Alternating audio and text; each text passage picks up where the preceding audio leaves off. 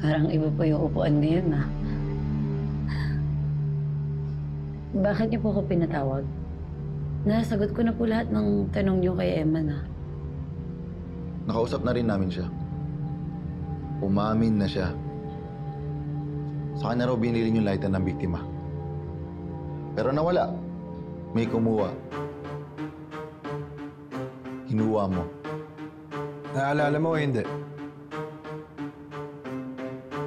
Papaalala ko sa'yo.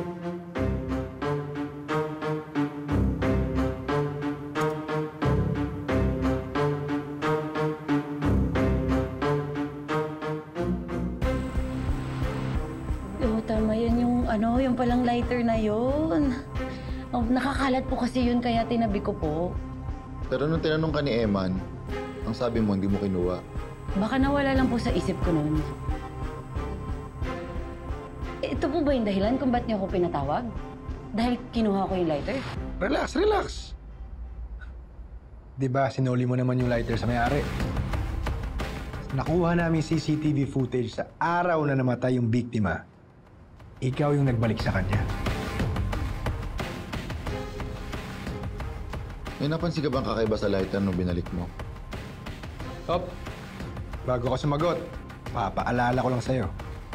Lahat ng sasabihin mo dito, pwedeng magamit laban sa'yo.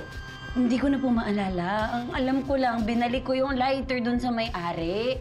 Kay Coach Zach, binalik ko lang sa kanya kung paano ko nakuha. Krimen na bang magbalik ng gamit dun sa may-ari ngayon? Bakit ka namasukan sa bistro ni Zach Zamora? Po, Sa dami ng pwedeng pasukan trabaho sa probinsya, bakit sa Manila?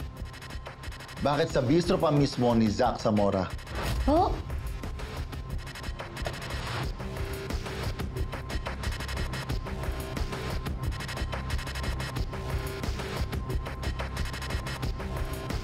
Dahil ba sa kanya?